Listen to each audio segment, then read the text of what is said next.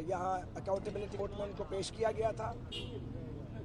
मैं समझता हूँ कि शहबाज शरीफ साहब की और हमजा शहबाज की हरासत सियासी इंतकाम की बदतरीन मिसाल है। मियाँ शहबाज शरीफ ने बरस सा बरस इस सूबे की खिदमत की है और आपको इस सूबे के हर कोने में, हर शहर में, हर इलाके में आपको शहबाज शरीफ की खिदमत के निशान मिलते हैं। ये जो हफीज़ सेंटर पे आतिशज़दगी हुई है और वहाँ जो 20 लोग रूफ टॉप पे थे, अल्लाह ताला बचाने वाला है, लेकिन वो जो स्काई क्रेन थी वो कौन लेके आया था? शहबाज शरीफ लेके आया था। उससे पहले तो हमने कभी इस मुल्क में इस तरह की इक्विपमेंट देखी नहीं है।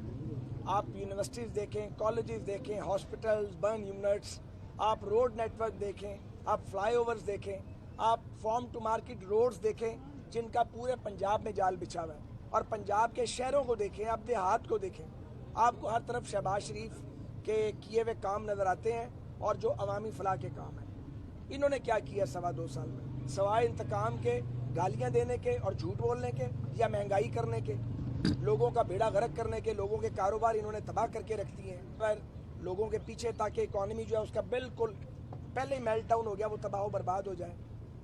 तो मैं अहले पंजाब को मुखातिब करके ये कहना चाहता हूँ कि शहबाज शरीफ मोहसिन पंजाब है। उसने बतौर वज़ीर आला नहीं, बतौर खादम पंजाब की खिदमत की है। उसने कोई करप्शन नहीं की है, उसके खिलाफ कोई बात ही नहीं है। पहले भी आपने गिरफ्तार किया और अब भी इमरान खान का फरमाइशी प्रोग्राम चल रहा है, तो ठीक है, चलाते रहे आप इमरान खान साहब का फरमाइशी प्रोग्राम। अगर उनके फरमाइशी प्रोग्राम पे मुल्क चल सकता है तो ठीक है। शहबाज शरीफ साहब तो एतदाल की बात करते थे जब तक बाहर थे। वो जो एतदाल की बात करने वाली आवाज़ थी, उसे जंदान खाने में डाल दिया गया। अब लड़ाई छिड़ गई है और ये लड़ाई कहाँ जाके रुकेगी कोई नहीं जानता, लेकिन इस लड़ाई का शील्ड और क्रेडिट इमरान खान साहब को मिलेगा। जो भी इस मुल्क में होगी खराबी, तबाही, बर्बादी जिसकी भी होगी, इमरान खान साहब को उसकी शील्ड मिलेगी, क्योंकि उनका करप्शन का चूरन बिकना चाहिए, उनका मंत्रा चलना चाहिए, जो नहीं चल रहा। वो अकेले ही खड़े हैं, वज़ीर आज़म हाउस की चोटी पे खड़े हैं और वो समझ रहे हैं कि मैं बहुत मकबूल हूँ। मैंने आज सुबह भी कहा था, अगर आप इतने मकबूल हैं तो जलसे कीजिए ना, आए मैदान में। गुजरांवाला में और कराची में PDM का जलसा हुआ है, आप भी करके दिखाइए 2 जलसे, देखते हैं कि आप कितने पानी के अंदर हैं। तो आप गालियाँ दे के फिर ये मुंह पे हाथ फेरना, मैं ये VIP जेल नहीं होगी। कौन सी VIP जेल थी भाई? 8x12 के सेल थे, उन सेलों में हमने सब लोगों ने टाइम गुजारे हैं।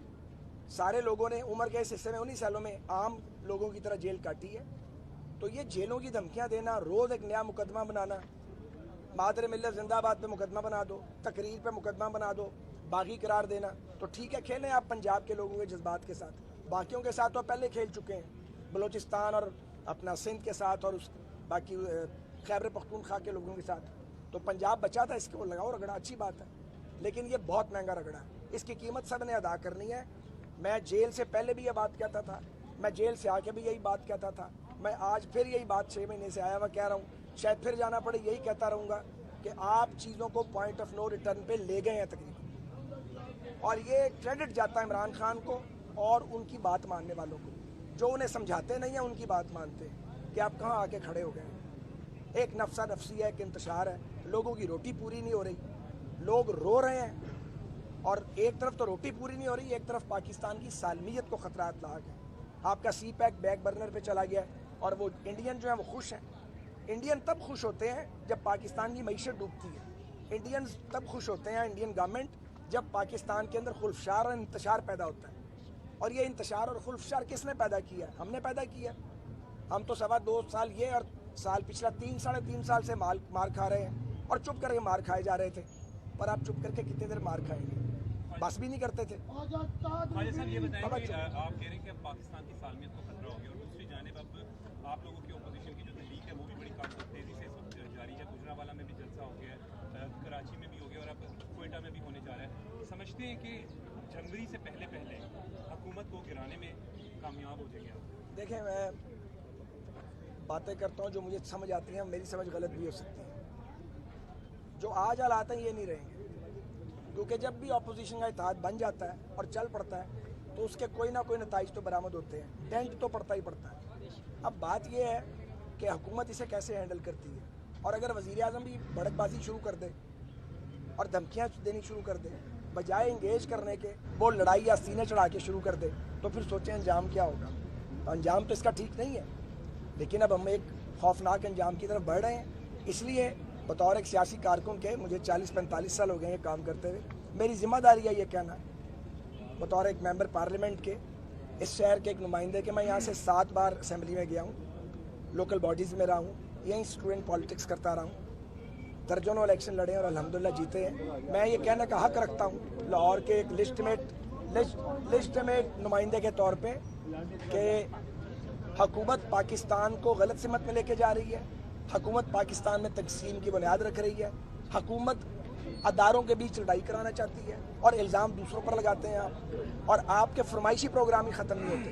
वज़ीर आज़म साहब, आपका फरमाइशी प्रोग्राम ख़त्म हो तो मुल्क के अंदर कोई अमन की बात हो।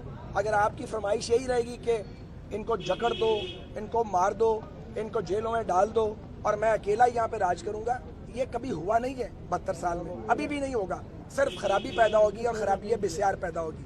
खास साहब, आप भी समझते कि मियां मोहम्मद नवाज शरीफ की जो तकरीर है हालिया, वो भी पॉइंट ऑफ